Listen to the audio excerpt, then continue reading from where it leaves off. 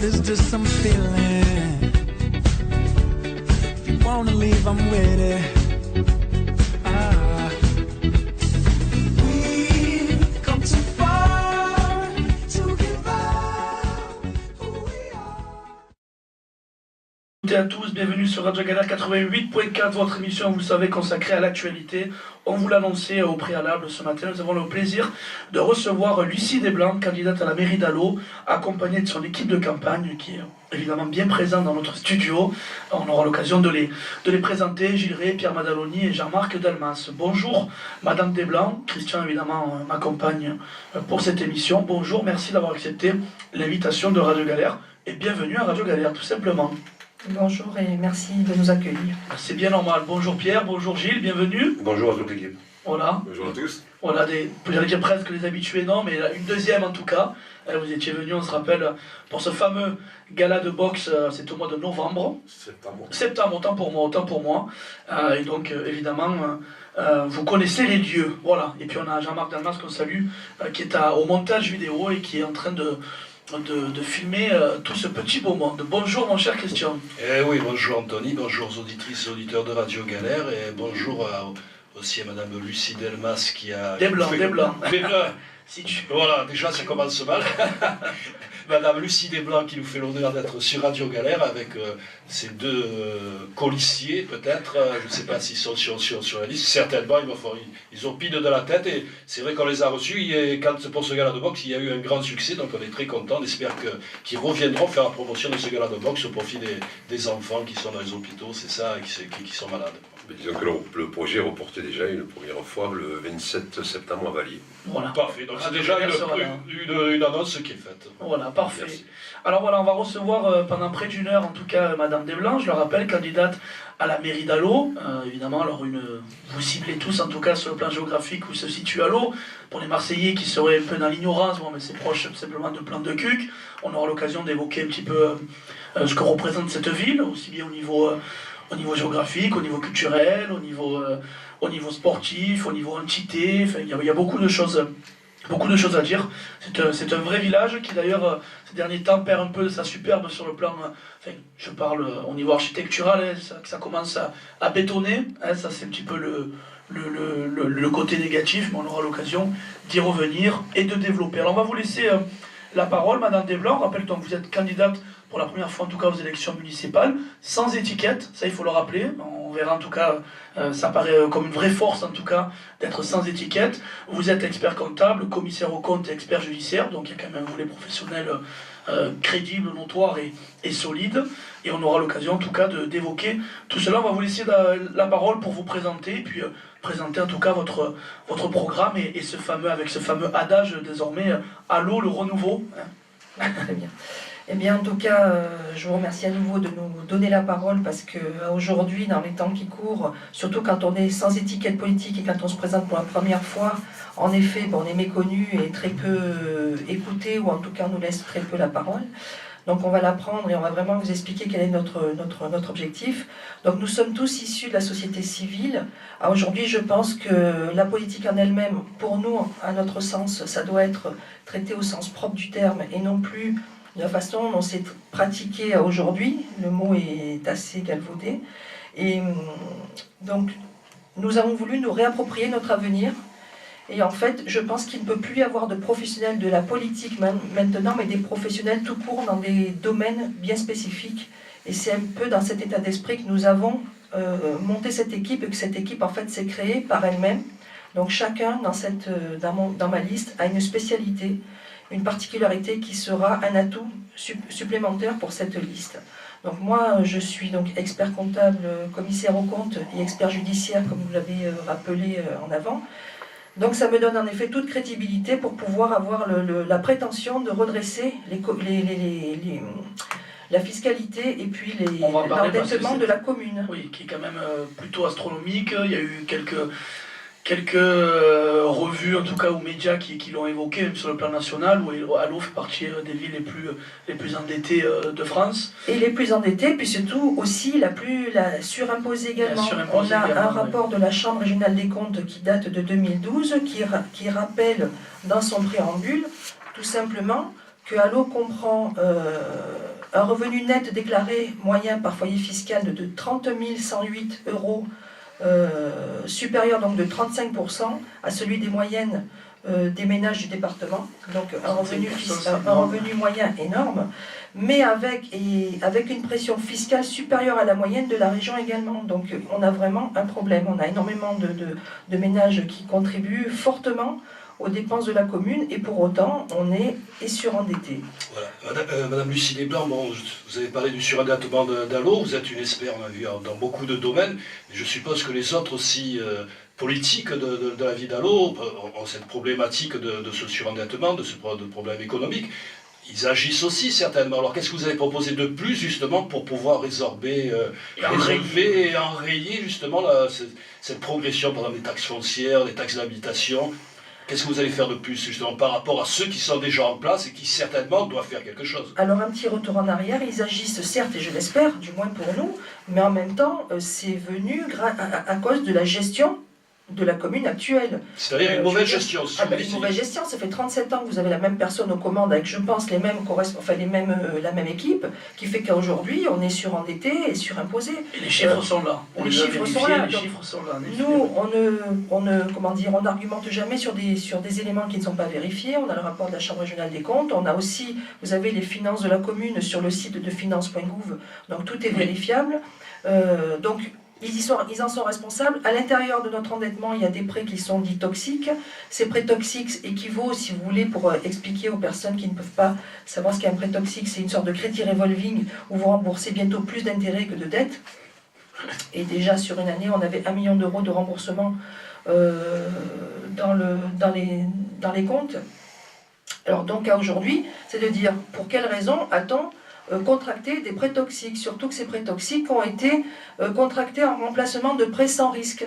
Donc on a remplacé des prêts sans risque avec des prêts risqués, excusez-moi, mais je pense que personne ici normalement constitué pourrait mettre en danger sa propre entreprise. En tout cas, moi j'ai toujours en tant que chef d'entreprise que je raisonne, et même en tant que mère de famille et gestionnaire d'un budget familial, on ne mettrait jamais en danger notre patrimoine de cette façon-là. Donc ça, je ne peux pas comprendre. Alors nous, ce qu'on va faire de plus, bien sûr, on ne va pas inventer la poudre, mais la première des choses que l'on va faire, c'est renégocier ces prêts toxiques et en sortir. Aujourd'hui, on a un endettement sur 30 ans. Donc il faut arrêter, il faut stopper l'hémorragie. Donc faire en sorte de sortir de avec les moyens légaux, parce qu'il est vrai que ces prêts toxiques, ça a été un petit peu, il y a des clauses qui ont été un peu, qui ont induit en erreur peut-être pas mal de monde. Pour autant, quand on est un spécialiste, un professionnel, on n'est pas induit en erreur, on ne signe pas. Bon, maintenant c'est signé, il faut quand même en sortir légalement. Oui, ça c'est important. Alors on va laisser aussi la parole à Gilles et Pierre. Vous avez présenté avec brio en tout cas ce préambule. On va rentrer un petit peu dans les détails, notamment sur la couleur politique. Donc Pierre Madaloni et Gilles, tout simplement, pourquoi ce soutien? Alors certainement des amoureux d'Allo, ça c'est important, protégeons, vous êtes des protecteurs de votre ville, vous l'avez vu en tout cas plus ou moins sombrer ou pas pour certains. Donc tout simplement vos témoignages et pourquoi cet appui en tout cas à Lucie Desblancs. On rappelle qu'on est à 45 jours aujourd'hui des élections municipales. Bon, tout d'abord, bonjour à tous les auditeurs de Radio Galère, merci de nous accueillir, je le répète comme le disait Lucie. Donc voilà pourquoi ce soutien aujourd'hui. Mais moi, pour me présenter rapidement, je suis allodien depuis plus de 40 ans. Donc j'ai vu cette commune se transformer, se métamorphoser. Cette commune qui était un véritable village provençal dédié aux allodiens il est devenu aujourd'hui pratiquement impossible pour un allodien de rester à Allo, de continuer à y vivre. Il est carrément impossible à nos enfants de rester à Allo. Aujourd'hui, combien faut-il gagner pour vivre à Allo? C'est absolument astronomique. Donc cette politique du maire sortant, ça a été une fuite en avant depuis 37 ans, constamment. Pourquoi ces prêts toxiques dont parlait Lucie? C'est justement, c'est pour cacher, excusez-moi l'expression, je vais être un peu trivial, comme l'expression consacrée, c'est pour cacher la merde au chat, en fait. Hein. Voilà. Donc constamment, on se retombe dessus, on fuit en avant, et constamment on aggrave le trou. Et on masque, on fait des emplâtres sur les jambes de bois, et on en arrive aujourd'hui à cette situation catastrophique qui fait que notre commune, effectivement, est une des plus endettées de France.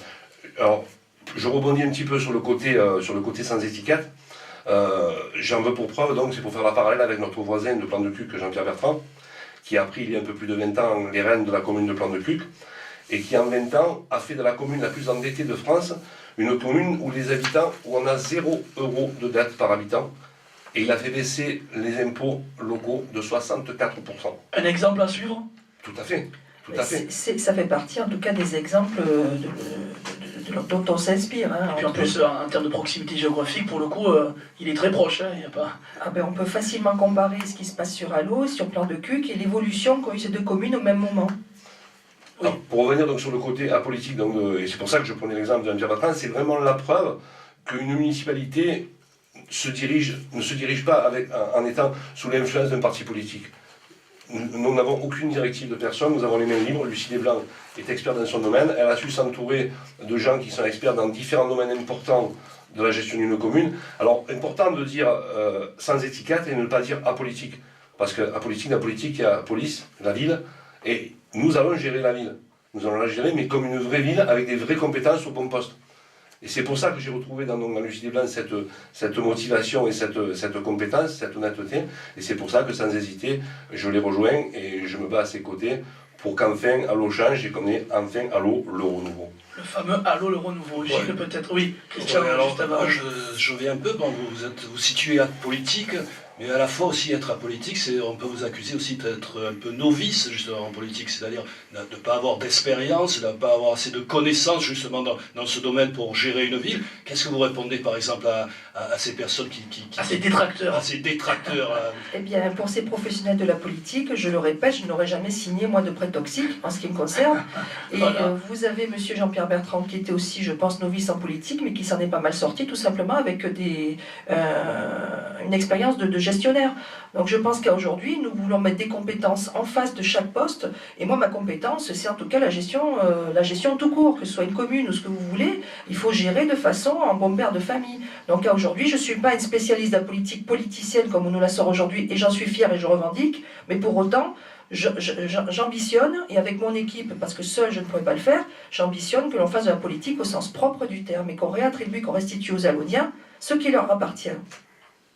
Ouais, est-ce qu'on peut faire un tableau justement du paysage politique d'Allo, c'est-à-dire vous êtes là, il y a le Renouveau qui est un candidat aussi à la mairie, mais quels sont les autres partis qui sont là aussi tout autour de vous et qui briguent aussi le mandat de la mairie? Alors, les autres partis qui briguent les mandats de la mairie, alors bizarrement, il y a des partis qui vont et qui viennent en fonction des élections municipales, c'est-à-dire qu'en 2008, vous n'aviez aucun parti qui se présentait contre M. Roland Povinelli. Pour autant, à l'intérieur de sa liste, vous avez eu donc des personnes PS et également UMP qui se sont ralliées à lui. On rappelle qu'il est affilié aujourd'hui, en tout cas, au Parti Socialiste. Hein. Bon, Il même est affilié au Parti Socialiste et dans son équipe, aujourd'hui, municipale, vous avez aussi des élus UMP. Comment on peut expliquer cela alors? Ah ben ça, ce sont C'est des alliances contre nature, les participation. arrangements. Ah ben c'est Clientélisme. vraiment un mariage contre nature, à mon sens. Ouais. Mais c'est les miracles de la politique politicienne dont je vous parlais, et qui font qu'aujourd'hui, nous ne sommes ouverts à aucune négociation avec personne, parce que nous voulons revendiquer une identité, non pas des petits arrangements entre amis. Vous avez, je n'en veux que pour preuve, parce que quand nous assistons aux conseils municipaux successifs sur toute l'année dernière, vous n'avez aucun élu UMP qui contredit ce que pourrait dire à un moment donné, mais même pas une seule fois, ce que peut dire l'élu, le maire en place. Et pourtant, il y a quand même beaucoup à dire, ne serait-ce que pour la pression fiscale ou pour l'endettement et le surendettement. Aujourd'hui, vous croisez ces messieurs dans la rue, ils vous disent « mais non, vous vous trompez ». Alors je me demande, mais qu'est-ce qu'on essaie de faire croire aux gens? On prend encore les personnes pour des imbéciles, quand vous avez un rapport de la Chambre régionale des comptes, que tout est vérifiable, et que vous avez un blog maintenant de M. Roland Povinelli qui dit le vrai du faux, ou le faux de je sais pas quoi, qui conteste ce que l'on écrit alors que c'est objectif. Alors, je sais plus, si c'est ça la politique, on n'en veut pas. On n'en veut pas, et aujourd'hui, le paysage politique d'Allo, c'est ça. Donc arrêtons de mentir aux gens, et arrêtons de... Enfin, dans tous les cas, il y a urgence. C'est pas question de mentir, pas mentir, c'est-à-dire il faut faire quelque chose maintenant, bougeons-nous. Il faut sortir, on va dans le mur, comme disait Pierre tout à l'heure, on va dans le mur, il faut que ça cesse. On est endetté déjà pour 30 ans, jusqu'à quand ça va durer? Ouais, j'imagine que la situation est plutôt compliquée. Gilles, le micro t'appartient. Alors pourquoi ce ralliement auprès de Lucie Desblancs? Eh bien tout simplement, tout bonnement, pour répéter un petit peu ce qu'a dit Pierrot tout à l'heure, on a senti qu'il y avait un mouvement qui était relativement sain, au milieu de l'équipe de Lucie. Des gens qui seront placés, qui sont positionnés à un poste qui peut leur convenir et non pas l'arrangement entre amis. Lucie, la politique de la commune, j'ai l'impression que même en tant que novice, comme on pourrait dire, elle est capable largement de la gérer parce que justement, elle travaille pour l'amour de cette commune. On a pas mal discuté, on avait pas mal de réunions, on se déplace beaucoup, on travaille beaucoup sur le terrain. Et Lucie nous briefe à chaque fois, à chaque sortie, et on connaît maintenant les besoins, si vous voulez, on interroge l'Allodien pour savoir ce dont il a besoin, et c'est une réponse qui est continuelle, qui est suivie. On a beaucoup d'Allodiens qui nous répondent les mêmes choses, c'est-à-dire qu'ils payent trop, leurs enfants ne peuvent pas rester sur Allo, ils ont beaucoup de soucis de ce côté-là. J'ai fait partie de ces gens-là aussi, mes enfants ne pourront pas rester sur Allo, j'en ai déjà un qui est parti, et certains, et beaucoup d'entre nous sont dans le même cas.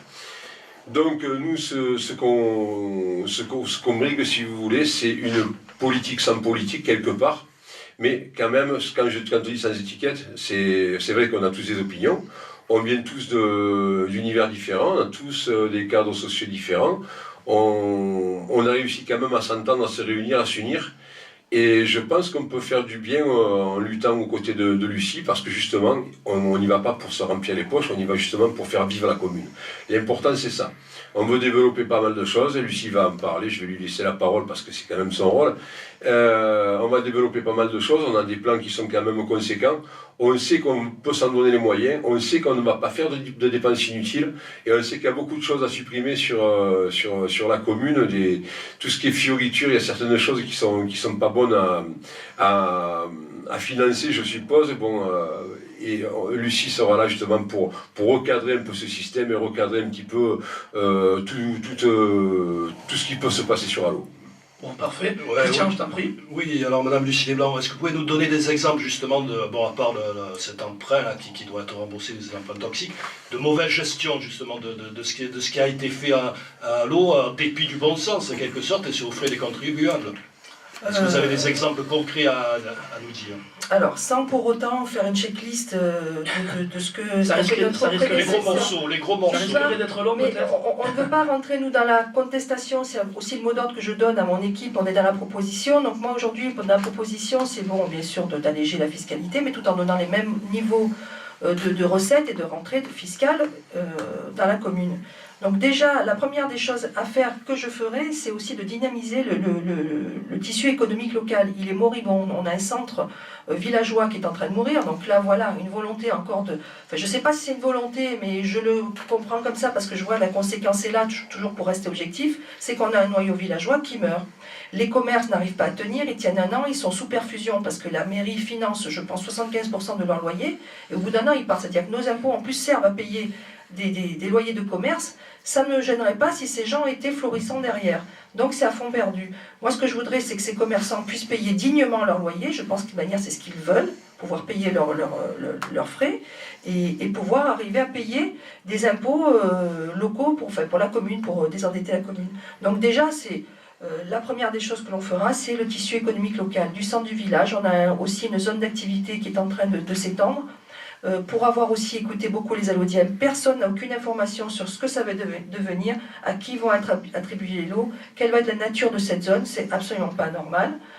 Encore, c'est pas une critique spécialement, mais c'est que je regrette tout simplement qu'on ne soit pas tout simplement au courant de ce qui se passe dans notre ville et on pourrait participer heureusement à ces projets-là. Et en faisant venir des entreprises de qualité et de haute qualité aussi environnementale, pourquoi pas, et ça rendrait à l'eau beaucoup plus visible. Ce que je n'ai pas précisé tout à l'heure en préambule, je n'ai pas eu le temps dans ma présentation, c'est que j'ai présidé pendant 3 ans l'association du parc d'activité de Gémenos. Et il faut savoir que les chefs d'entreprise ou les citoyens, quand on veut faire évoluer une commune, on veut la faire grandir, on ne peut rien faire sans les élus. Les élus sont là pour nous aider, ils ne s'immiscent pas. Mais sans eux, on ne fait rien. Ce qui fait qu'il y a eu un jeu très intelligent avec la mairie de Gémenos, avec ce parc d'activité, qui nous a aidés à rendre cette commune très attractive et surtout son parc d'activité. Et c'est réussi parce qu'à aujourd'hui, Gémenos On en parle beaucoup, ça a été une zone d'entreprise pionnière dans pas mal de choses, dans la gestion collective des déchets, dans la crèche d'entreprise aussi, ça a été la première crèche d'entreprise qui est sur Gémenos. Donc je n'ai peut-être pas d'expérience politique, mais j'ai l'expérience du terrain et je sais de quoi je parle. C'est-à-dire vous voulez faire ça aussi sur Allo? Je veux rendre le tissu économique local, alors peut-être pas au même niveau que Gémenos, encore que je leur ai lancé un défi, j'ai dit si on a la mairie, on vous battra, on vous dépassera. Donc c'est un challenge positif. C'est de l'ambition, c'est un clin d'œil et c'est ce que j'ambitionne pour ma commune et je pense que personne ne me le reprochera. En tout cas, c'est de rendre cette commune attractive où il fait bon vivre, où il y a une qualité environnementale, sociétale, mais aussi avec un tissu économique fort, parce que sans l'entreprise, c'est la base de tout, c'est l'entrée de nos emplois, des logements, des routes. Et donc voilà ce que je ferai, sans pour autant faire un constat de tout ce qu'il n'y a pas sur Allo. Alors justement, tradition faite, moi je reçois des SMS là, de certains amis et de gens qui sont plutôt fidèles à la radio et qui me disent justement la place de l'écologie, en tout cas au sein de votre programme politique, en vue des élections municipales. Elle se situe comment? Vous avez déjà évoqué le côté environnemental, le côté entreprise. Concrètement, quelle serait la place de l'écologie? Ouais, juste une parenthèse, est-ce qu'il y a des écolos qui se présentent aussi à Allo? Il y a des convictions en tout cas, voilà. Alors, les écolos... Est-ce qu'il y a un parti écologique? Il y a des représentants Europe Écologie Les Verts sur Allo, mais on ne les entend pas non plus. Donc ils n'ont pas de représentation officielle. La dernière fois où il y a eu une levée de bouclier contre le gaz de schiste, c'est un militant Greenpeace qui a fait remonter l'information à Allo, il n'était même pas au courant. Et ça a été récupéré par l'élu écolo, M. Jean Naya, dans la presse, ce qui n'était pas très sympathique pour la personne qui s'est, elle, inquiétée pour sa commune. Ouais, sur votre liste, alors il y a quelqu'un qui va représenter justement ce côté vert. Est-ce qu'il y a une couleur, en tout cas, il y a cette entité. Arrêtons avec les couleurs politiques. L'écologie, ce n'est pas une couleur politique. L'écologie, c'est en nous. On l'a tous. On est tous écolos. On veut tous... Tu le fibres, c'est ça. On veut nous laisser une commune propre pour nos enfants. Donc on ne peut pas laisser de côté l'écologie. Nous sommes d'ailleurs... Je suis ravi d'entendre ça. Parce que pendant des années, on s'est servi en tout cas de la thématique, notamment depuis les élections européennes en 2009, où Europe Écologie était sur le podium, et à l'époque tout le monde voulait surfer sur la vague verte, tout le monde avait repris l'écologie, éco-durable, environnementale, et au final en fait on doit se dire que ça ne doit pas être une thématique, ça doit être tout simplement un vecteur de vivre, bien sûr, voilà. C'est ce qu'on éduque. Je m'excuse parce qu'on sait que sur Allo le mètre carré il est très cher, donc ça veut dire que si justement on fait passer du non constructible au constructible, il y a des intérêts là-dessus, donc ça veut dire voilà, est-ce que vous allez pouvoir tenir le cap et laisser ce qui est de la nature à la nature et pour éviter justement que l'immobilier profite de cette affaire. Ça c'est difficile. Spéculation immobilière. Je pense qu'on a de la chance sur Allo, 80% de la superficie c'est de la colline. Donc déjà on a... C'est pas constructible en principe. C'est pas constructible, ah mais non, mais ça l'est pas. Et le PLU a été révisé, il y a pas mal de collines qui sont devenues en classification N3, donc vraiment non constructibles. Et maintenant avec le PPRIF qui s'est rajouté, qui a défini des zones rouges sur Allo, donc c'est doublement non constructible. Donc ça, en plus, nous, on ne fera que respecter la loi et on fera en sorte que toutes ces zones-là soient préservées et qu'il n'y ait pas de pression foncière. Par contre, nous, dans notre état d'esprit, bien sûr, c'est d'avoir, au-delà de l'écologie, aussi d'avoir un urbanisme qui reste villageois et qui soit harmonieux. Et aujourd'hui, ce n'est plus ce que l'on a. Il n'y a pas de pression foncière. Il n'y a pas de pression immobilière aujourd'hui sur les collines, encore qu'on a quelques projets que l'on a vus se préparer et on attend, on n'est plus qu'à 45 jours des élections pour pouvoir s'y pencher, mais il y aurait des constructions prévues aux abords des collines, à voir si c'est légal, et là à ce moment-là il n'y aura aucun souci, mais si ça ne l'est pas ou si c'est limite, dans quel cas ça soit rendu harmonieux et que ce ne soit pas de la spéculation pure et dure, que ce soit vraiment dans l'intérêt des Allodiens. Et ce qu'il faut savoir, c'est que notre programme va être labellisé haute qualité sociétale, qui justement intègre toute cette partie développement durable, HQS, oui, cette partie développement durable dans notre programme. Donc notre programme, en tout cas, est à la fibre environnementale, puisqu'il est labellisé. Oui, puis bon, Allo a été assimilé en tout cas au vrai village. Il est important en tout cas, je suppose, de conserver cette architecture, ce patrimoine et cette nature qui est propre au village d'Allo.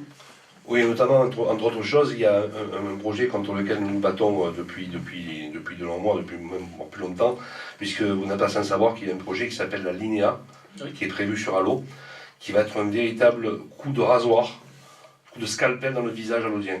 ça va couper Allo en deux complètement, Alors, avec un décrivez-nous flux ça, oui. avec un flux de plus de 250 000 véhicules par jour qui vont traverser Allo et qui va couper Allo en deux par une véritable autoroute qui va être au milieu. Alors les gens qui nous parlent d'écologie aujourd'hui, je reviens donc sur la définition d'écologie. L'écologie n'est la propriété de personne et surtout pas d'un parti politique. L'écologie, elle appartient à tout le monde et à ceux qui ont envie de la faire respecter. Et entre autres choses, notamment grâce à la lutte de Lucie contre ce projet Linéa, Lucie s'est engagée dans son programme. La Linéa ne passera pas à Allo. Que ce soit bien clair pour tous ceux qui ont envie qu'Allo reste un village et ne soit pas deux demi-villages séparés par une autoroute, avec les nuisances sonores, visuelles et polluantes et odorantes que ça peut engendrer. Et de pratique aussi, parce Exactement. que traverser la ville. Notre candidat Lucie Leblanc s'est engagé à ce que la Linéa ne passe jamais par Allo. Je pense que ça, c'est déjà un des points forts qui prouve notre engagement en termes d'écologie et de protection de notre village. Oui, mais Madame Lucie Desblancs, bon, c'est bien de vouloir empêcher ce passage de cette autoroute en quelque sorte sur...